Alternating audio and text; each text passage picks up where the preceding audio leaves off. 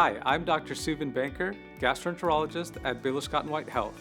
Today we're going to talk about 4 simple ways that you can reduce your colon cancer risk and improve your overall health.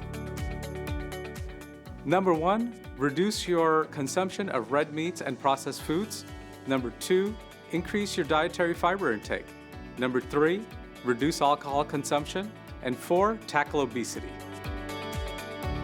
Some examples of good foods include fruits, vegetables, and foods high in fiber. Some specific examples of foods high in fiber include brown pastas, lasagnas, spaghetti, quinoa, barley. These have all been shown to reduce risk of colorectal cancer.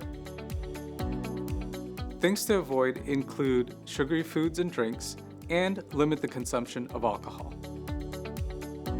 The best way to tackle obesity is to start small. Exercise at least 20 minutes a day and monitor your food intake. Making changes in your diet can have big returns on your digestive health and overall health. If you have any questions, please call your local doctor.